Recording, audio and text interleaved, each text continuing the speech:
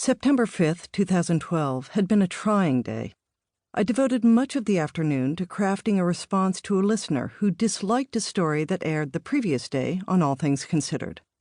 When you cover a beat such as religion, as I did for many years at National Public Radio, you brace for a hailstorm of outraged emails every time you file a report. But I never grew used to them, and this one was particularly upsetting. Just after I sent off my response, I felt a sharp pain in my chest. My breathing became clipped and shallow. Heat radiated up my back. Panicked, I Googled heart attack and women. The results were not reassuring.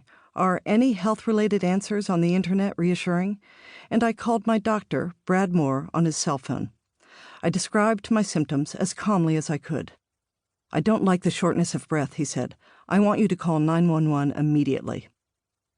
I made it partway through, "I can do that," when the room lurched and went black.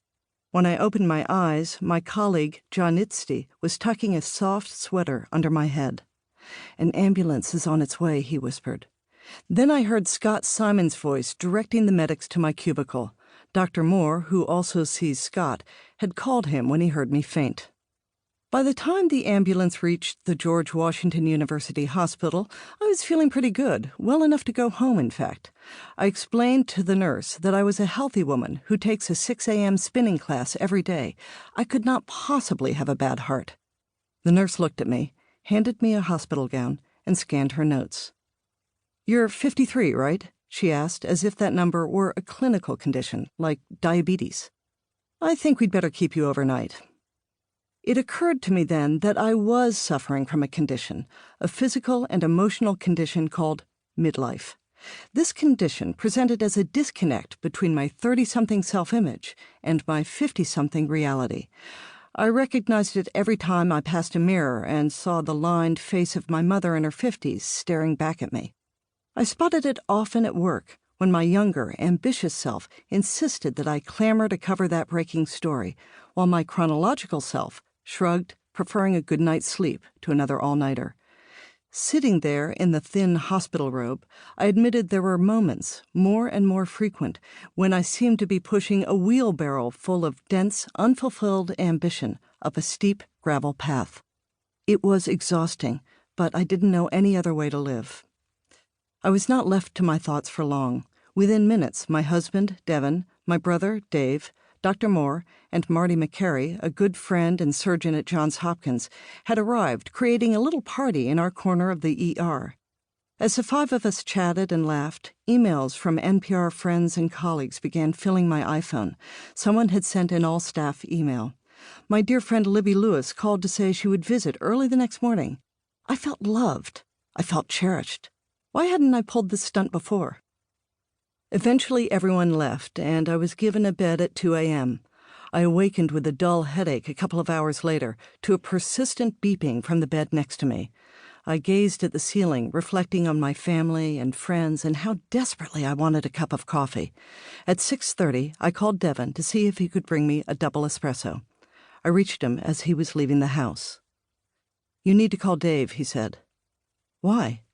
"Just call him," he said, uncomfortably. Instinctively, I knew. Dad had died. As it turned out, he had died at 5 that morning, at age 91.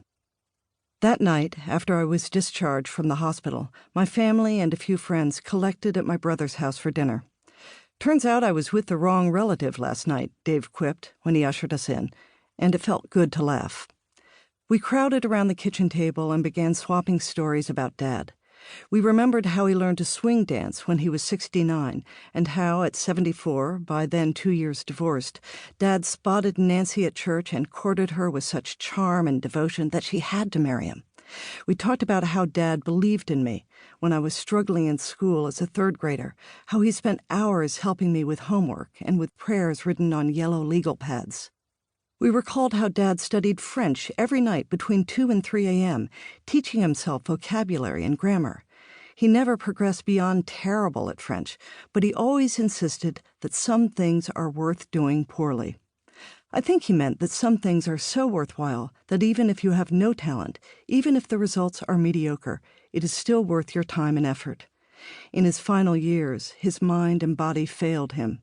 He was nearly blind, nearly deaf, and suffered from dementia. But to the end, Dad lived every day with verve. After hearing my father had died, Scott Simon sent me a note. He had known Dad. They belonged to the same health club and would occasionally share a cup of coffee, Dad no doubt clueless as to Scott's fame. Scott mentioned that he had told his wife, Caroline, about my health scare and my dad's death. Caroline said, "Darling, I don't care how far gone someone is. They always feel a tug from their children. Jean wanted to go instead," Scott wrote. "We believe that Jean somehow knew that you needed a little help, and he said to God, 'Barbie still has a lot of things to do. I'm ready. Take me.' And he said it with that incredible chiseled smile. And God said, 'Jean, you've got a deal.'" Even now, several years later, these words make me cry. They remind me that Dad loved me fiercely and would have instantly traded his life for mine. Scott's words also illumined a larger truth. A page had turned. Dad was gone and I was here, ostensibly healthy, but keenly aware that a hospital stay or worse was only one stressful event away. I saw it would not be too long before my brother and I would be next at bat, and that the next generation to fall was my own. At 53, I gained a new sense of my own mortality. Now, what would I do with that?